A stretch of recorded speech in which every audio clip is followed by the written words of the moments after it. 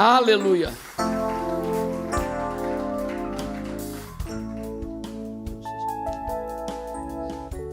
Graças a Deus. Meus irmãos em Cristo Jesus, a paz do Senhor. Amém. Levante a sua mão direita lá em cima, por favor, se você pode. Diga assim comigo: ó Deus, muito obrigado pelo privilégio de estar assentado ao lado de pessoas tão especiais para a minha vida. Se o que você disse é verdade, antes de você se assentar, abrace alguém aí do seu lado, pelo menos 2 pessoas, e diga para ele: obrigado por você fazer parte da minha vida esta noite. Aleluia. Abrace alguém aí na direita, na esquerda, na retaguarda, na frente. Se tiver alguém isolado, sozinho, tem crente que tem mania de se esconder, né? Se esconde na igreja, vai lá e diz: olha, obrigado por você estar aqui hoje. E depois que você fizer isso, você pode tomar o seu assento, por favor.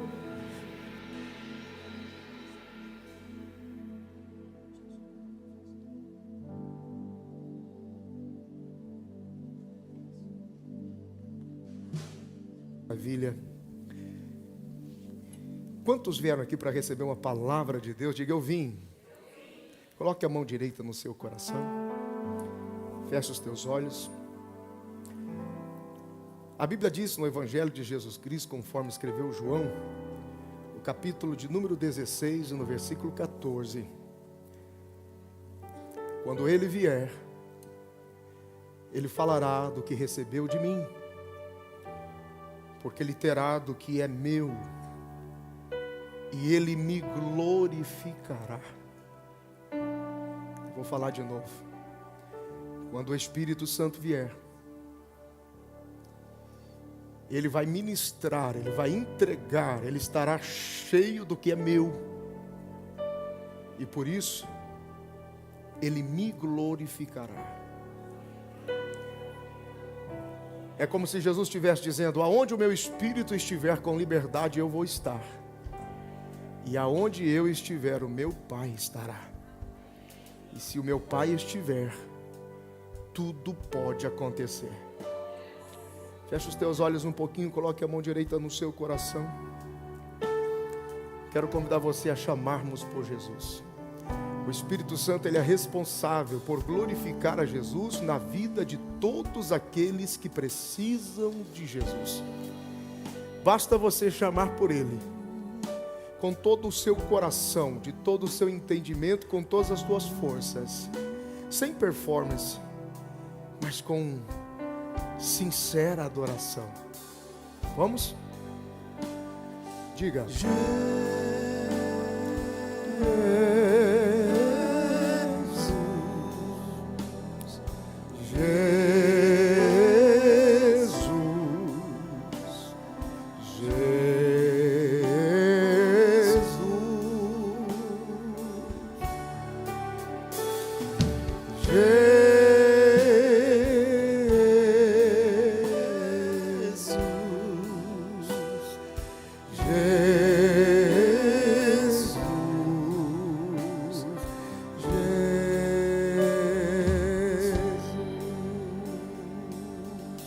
quase lá, one more time, uma vez mais.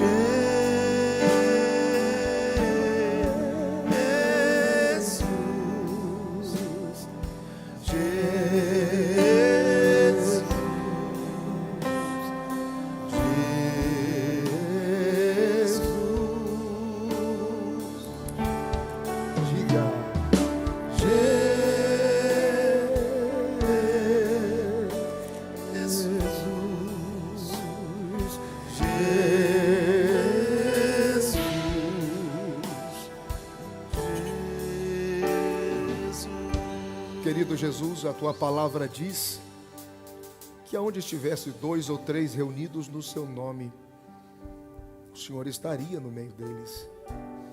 É isso que nos faz diferente de todas as outras religiões do mundo, meu Deus. É a capacidade de atrair a sua presença como igreja. Por isso, quem sou eu, meu Deus, para lhe dizer o que fazer? mas segundo a tua palavra esta noite, nós somos mais do que 2 aqui. Já somos muito mais do que 3 ou 5 talvez. É uma boa hora e uma boa noite para o Senhor passar por aqui e mudar a vida dessas pessoas que vieram, porque tudo que tem é o Senhor. Passa por aqui, Senhor. Muito além das nossas performances, meu Deus. Muito além da tradição, do costume. Nós estamos declarando que o Senhor está livre. Nós não vamos prendê-lo nos nossos modelos. Nós queremos declarar que o Senhor é o Senhor desta casa. E aonde houver alguém com fome da tua presença, sacia-o esta noite. No nome de Jesus. Diga graças a Deus. Amém. Pegue a sua Bíblia, por favor, Evangelho de Jesus Cristo, conforme escreveu Lucas. Aleluia. Capítulo de número 24, Lucas. Capítulo de número 24.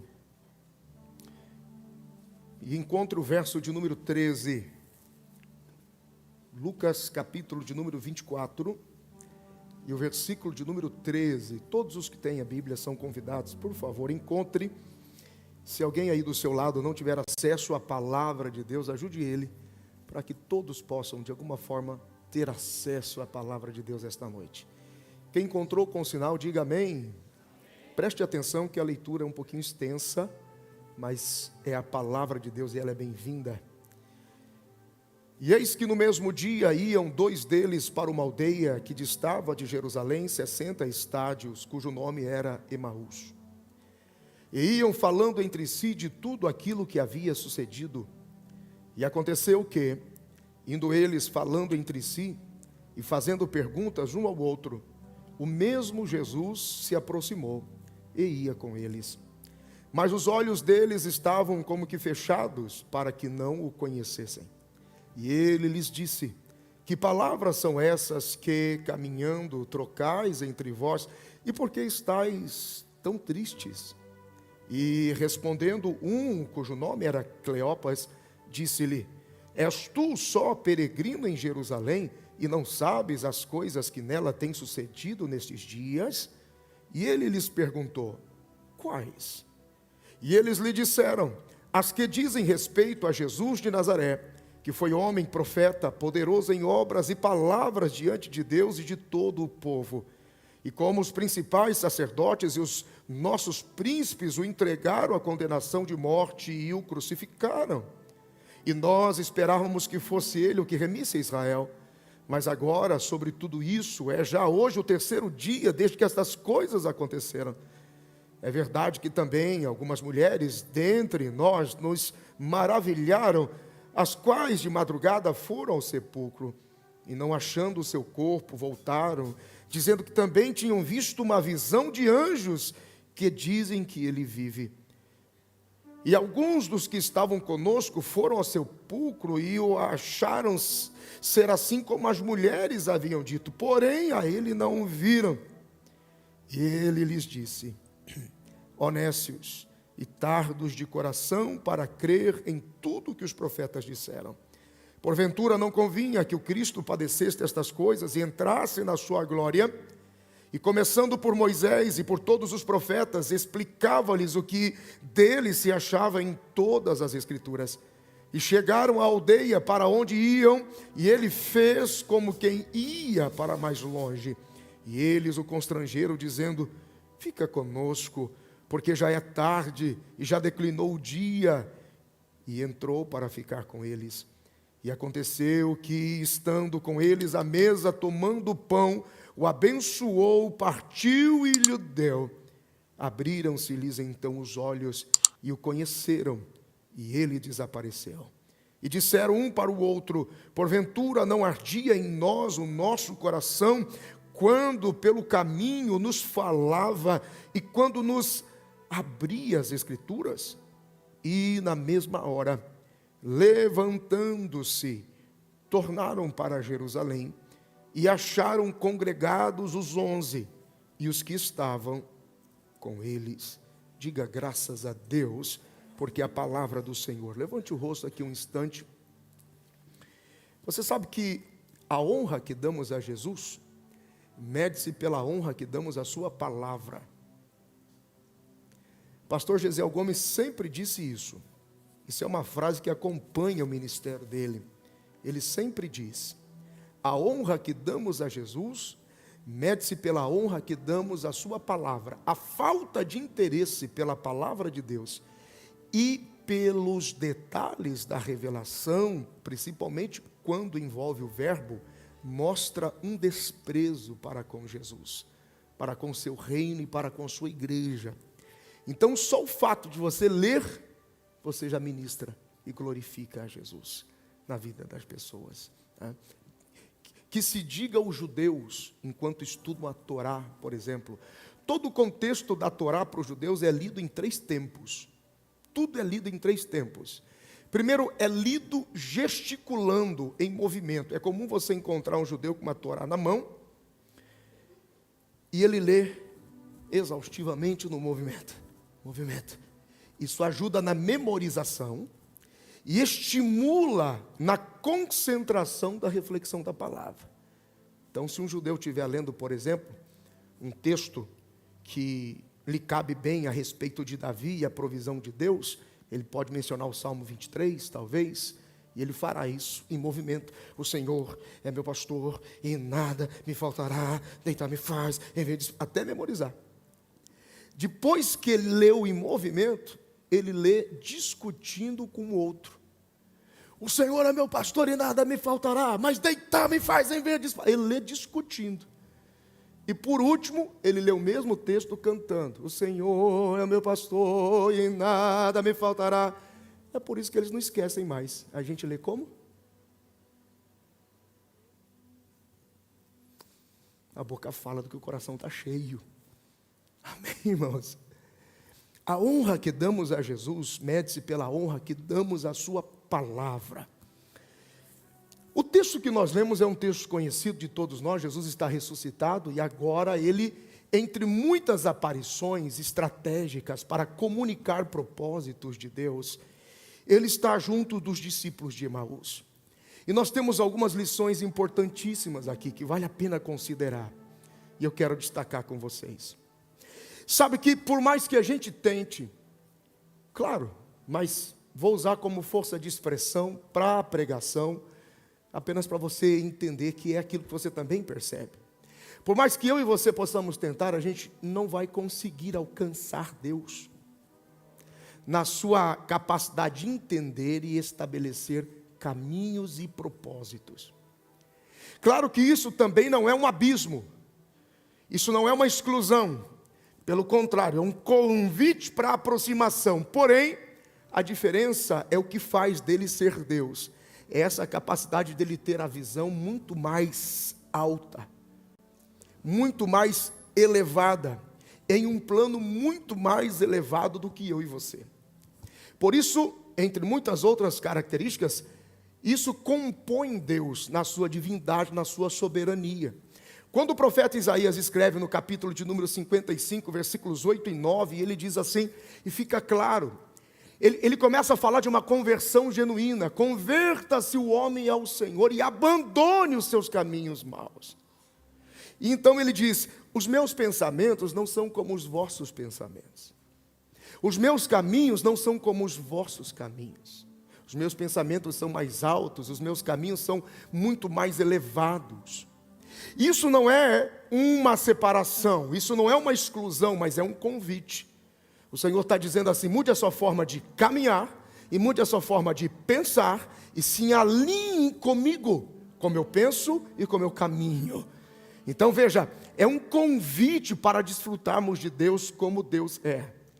E essa sobrenatural manifestação de Deus, que transcende toda a nossa capacidade humana de entender, é que nos desafia a viver pela fé. Quando Paulo escreve aos Romanos no capítulo 1 e no versículo 17, a Bíblia diz que o justo viverá pela fé. Repita isso comigo, diga, o justo viverá pela fé. Outra vez, diga, aproveite a palavra. De repente você está tão ocupado que não lê a Bíblia, não cita a Bíblia, não reflete a Bíblia. Então a igreja funciona para isso. Diga, o justo viverá pela fé. Diga comigo, Romanos 1:17 diz que o justo viverá pela fé. Gente, isso é imprescindível. Foi aqui que a queda aconteceu. Levante o rosto e preste atenção. Foi aqui que a queda aconteceu.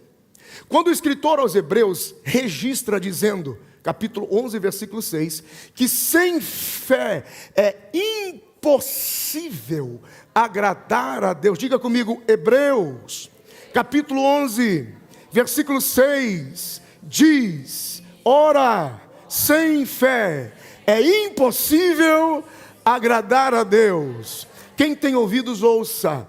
Aqui se consolidou a queda. Por quê? Porque quando o diabo percebeu que o homem agradaria a Deus vivendo pela fé, ele fez de tudo para que o homem perdesse a visão da fé e ficasse preso à sua visão de corpo, de natural, a sua visão humana. Não entendi, pastor. Nós somos um espírito que tem uma alma vivente e habita num corpo. Diga, eu sou um espírito. Vamos colocar em ordem para você não confundir. Diga, eu sou uma alma vivente com espírito de vida que habita num corpo. Quando Deus cria o homem, Deus dá ao homem apenas a visão exterior. Deus dá visão e autorização de entender para o homem apenas do lado de fora do corpo.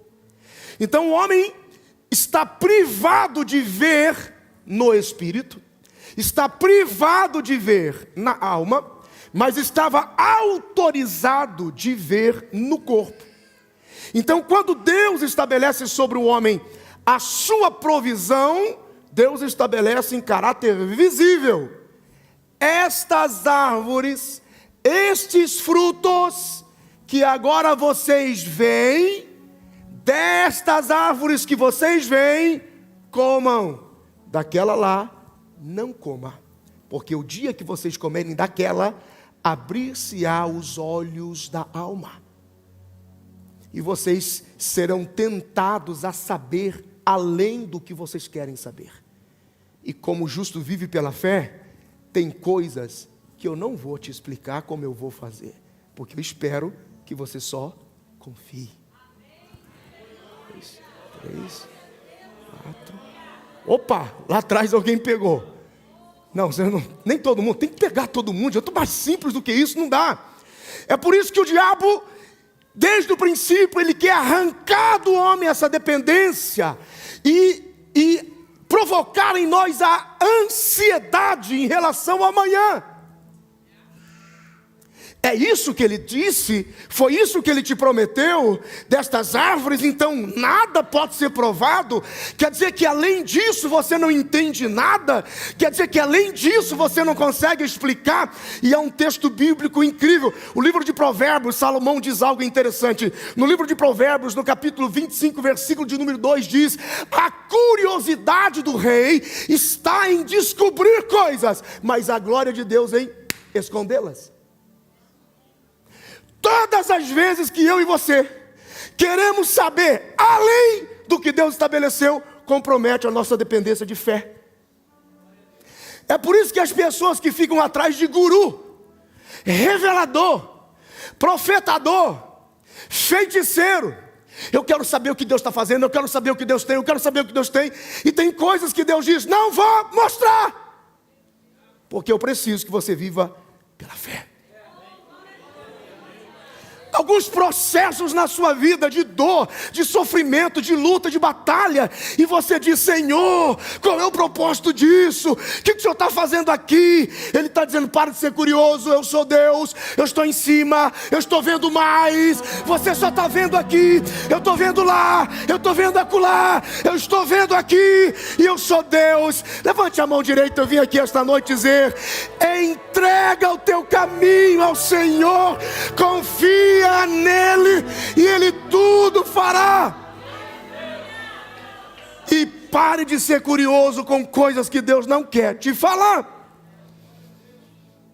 Todas as vezes que você quer ser curioso demais sobre alguma circunstância, tem coisas que Deus fala, claro que fala, Tem coisas que Deus mostra? Claro que mostra. Mas tem coisas que Ele não vai mostrar. Ele vai ocultar. Ele vai esconder. E o diabo vai ficar nervoso. Mas nervoso, porque ele pensava que você ia parar, que você ia retroceder. Mas quanto mais as coisas estão ocultas, escondidas, silenciadas, parece que Deus até nem te vê. É isso que confunde o diabo. Mais você avança, mais você ora, mais você adora, mais você cultua, mais você se levanta, mais você avança, porque maior é o que está comigo do que o que está no mundo. Fiel é o que prometeu e também o que vai fazer. O Senhor é meu pastor e nada me faltará. Ah, meu Deus, a base do reconhecimento, a base do relacionamento com Deus está na confiança. Diga comigo, graças a Deus.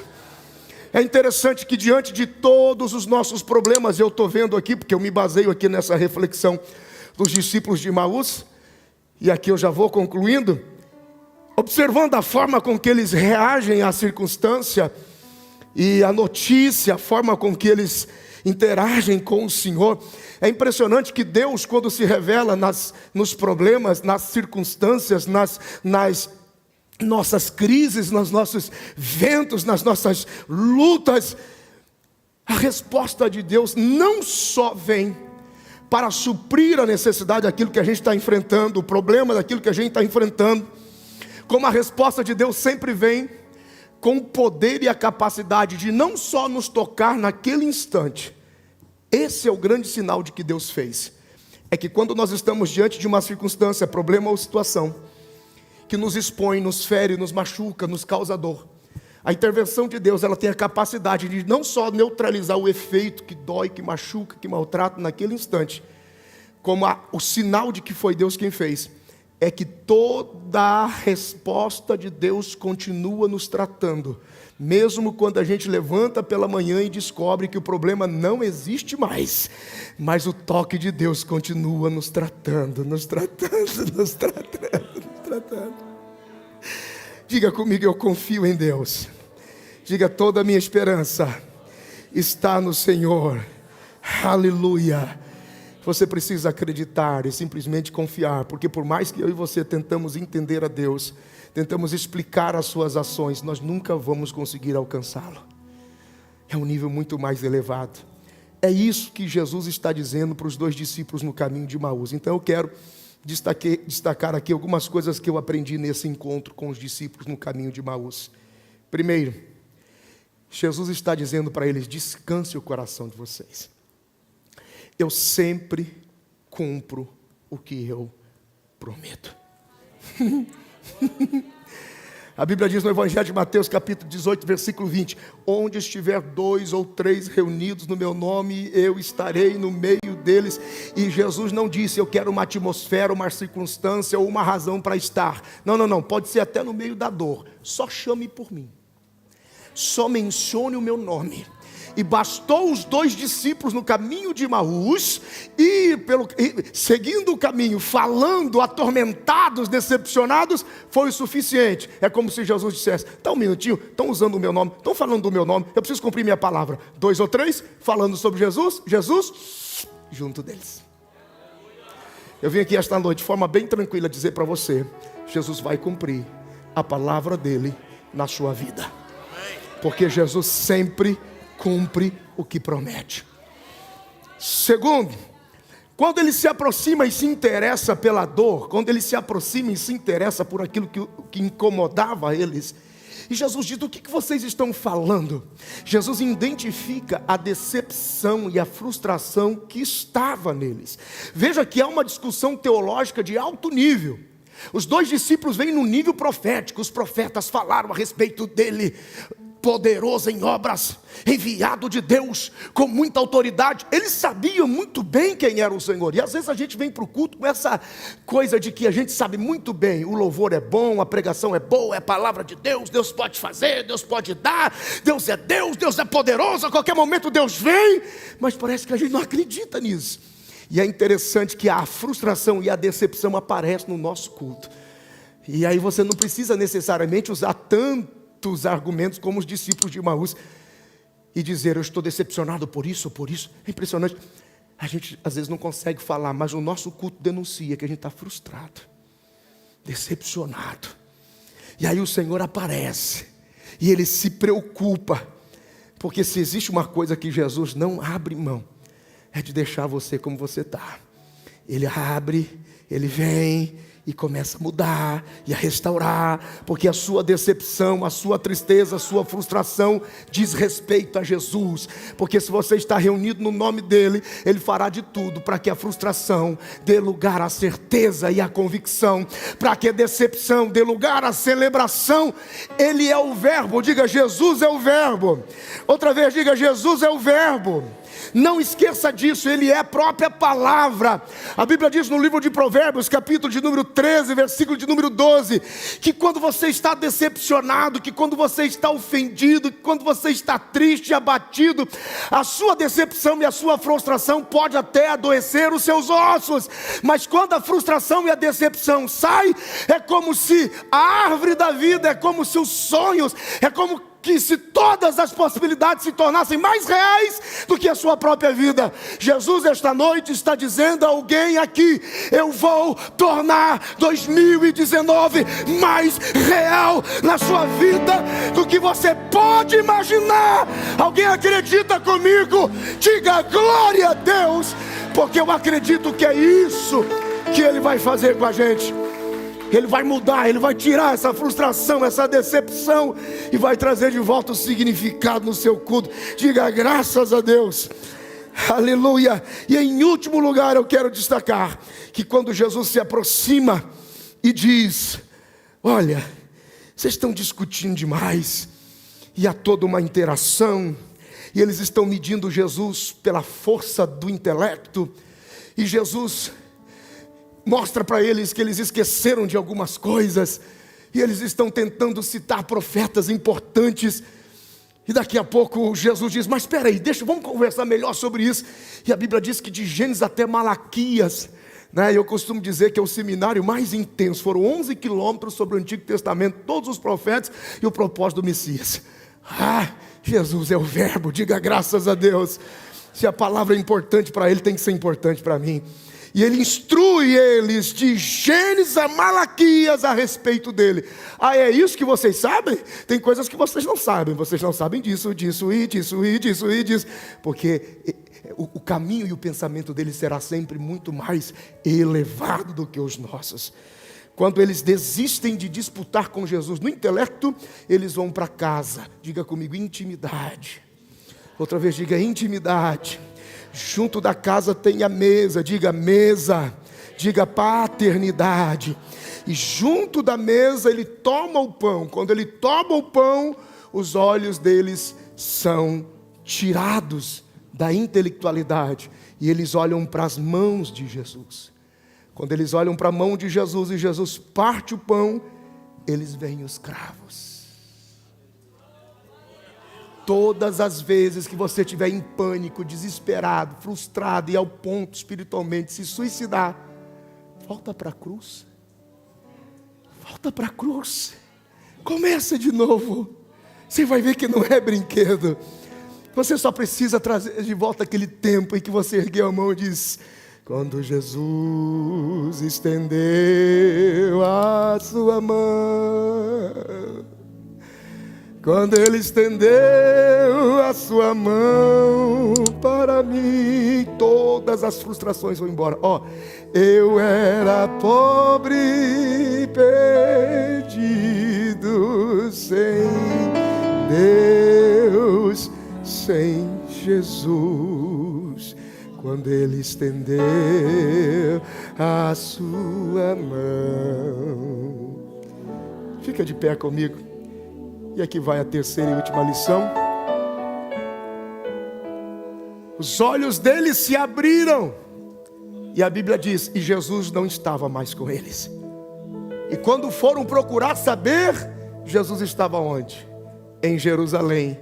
E a Bíblia diz: porque a igreja se reunia lá. Eu sinto muito quando o nosso pastor diz, claro, o pastor nos ensina que a gente não usa não luta com ponta de faca e nem põe um pé no pescoço de ninguém. Mas, queridos, a gente viaja bastante. Os cultos que Deus nos dá aqui são cultos especiais. A gente só pergunta por que aqueles que podem não vêm. Por quê, pastor? Porque não importa em que momento da vida você se encontrou com Ele, você só vai continuar com Ele na igreja. E não vem com essa história de que você se isola e diz: a igreja sou eu. Fica aí, a igreja sou eu sozinho. Vai lá para você ver. E passa isso para os seus filhos. Não dá. Por que a igreja se reúne em comunidade? Por que a gente vem para cá? Para você aprender a conviver com as diferenças.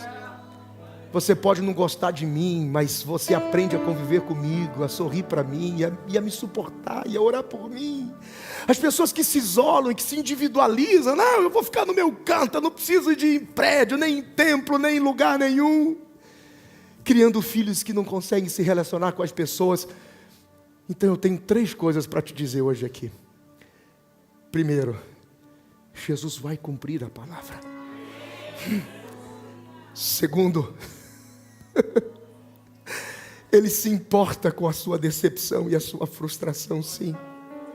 E Ele sabe que isso te incomoda, Ele sabe que isso te faz mal. Ele sabe, como disse o salmista no Salmo 42, que até as tuas lágrimas te confrontam. Onde está o teu Deus? Diga para as suas lágrimas: eu não preciso saber de tudo, eu só preciso saber que Ele me ama. Eu só preciso saber que Ele está comigo todos os dias da minha vida. Eu só preciso saber que Ele é fiel naquilo que prometeu, e aquilo que Ele começa, Ele termina. Então para onde eu vou? Eu vou é para a igreja, adorá-lo com a família de Deus. Você acredita em milagres esta noite? Diga: eu creio. Você acredita em milagres esta noite? Diga: eu creio. Feche os teus olhos, abaixe a sua cabeça. Eu quero que você coloque as 2 mãos no seu coração. Espírito Santo, a palavra de Deus diz que o Senhor glorifica Jesus na vida de todos os que precisam de Jesus. Eu não sei qual é o lugar da dor e nem qual é a dimensão da dor. Se é física, se é espiritual, se é emocional, se é financeira. Eu não sei se é conjugal. Eu não sei se é de universidade intelectual e formação. Eu não sei se é documental. Eu não sei qual é a dor. Eu não sei aonde fere, aonde maltrata. Mas a tua palavra me diz que quando nos reunimos no seu nome, eu não sei como o Senhor faz isso, mas o Senhor aparece. O Senhor vem, o Senhor passa. E quando o Senhor vem, o Senhor passa, o Senhor toca. E quando o Senhor toca, tudo muda. Oh, Espírito Santo, glorifica Jesus esta noite. E aonde houver uma pessoa faminta pela presença dEle, abraça-os agora. Oh, meu Deus. Levante a sua mão direita lá em cima. Diga: querido Jesus, eu me arrependo de todas as vezes que eu me desesperei. Eu cheguei a pensar que o Senhor não estava me vendo, mas hoje eu entendi que o Senhor está no controle absoluto de todas as coisas. Por essa razão, esta noite eu vou sair do meu lugar e vou correr para o altar e vou receber esta oração. Eu vou dar esta resposta ao altar como testemunho que eu confio em Ti, e que esta noite o Senhor vai tocar a minha vida com um milagre, com um livramento, para a glória de Deus. Se você acredita nesta palavra: pastor, eu preciso tanto de uma visitação de Deus em casa, na família, no casamento, no meu corpo. Sai do seu lugar agora. Eu quero conhecer Jesus. Eu quero conhecer Jesus e ser achado nele. Conhecer Jesus. Eu quero conhecer Jesus. Yeshua. Me ajude, obreiros podem orar.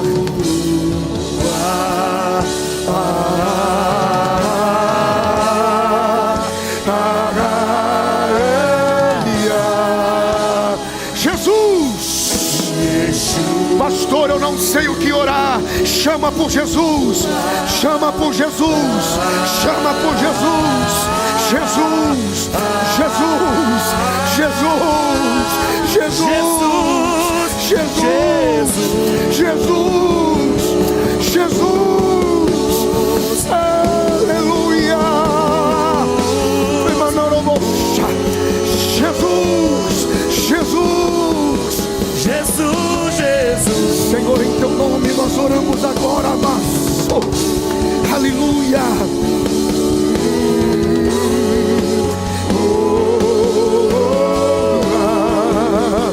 Meu amado é o mais belo entre milhares e milhares. Meu amado é o mais belo entre milhares e milhares. Pai, no nome de Jesus, diante do altar estão os teus filhos.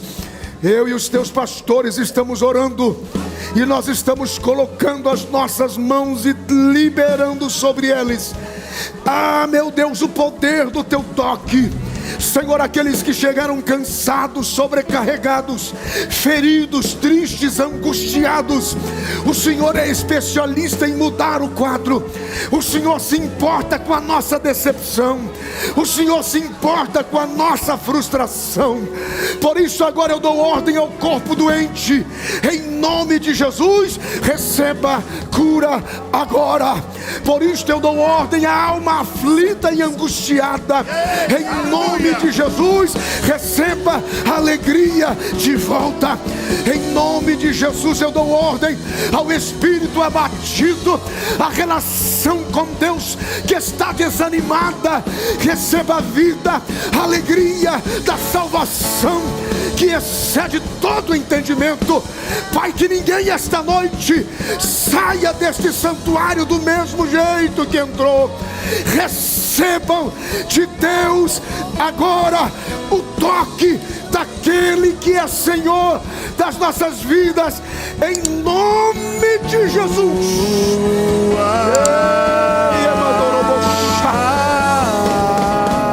Yeshua, Yeshua.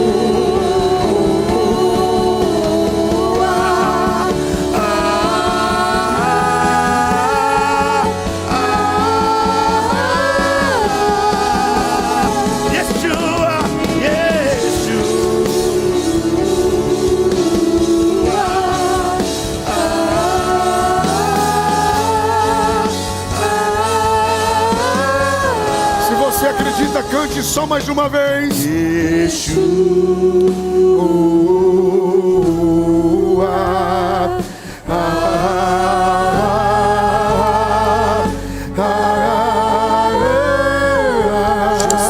Jesus, Jesus,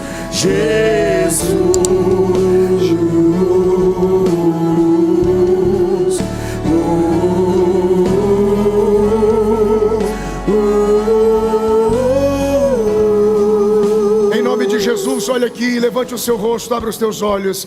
Em nome de Jesus, nunca mais sofra com os males que até hoje assolavam, afrontavam a sua vida. Em nome de Jesus, fique livre deles agora. Eu abençoo a sua vida com esta palavra, pelo poder do nome de Jesus. Diga graças a Deus. Antes de você voltar para o seu lugar, abrace alguém aí do seu lado e diga para ele: fique tranquilo, vai ficar tudo bem.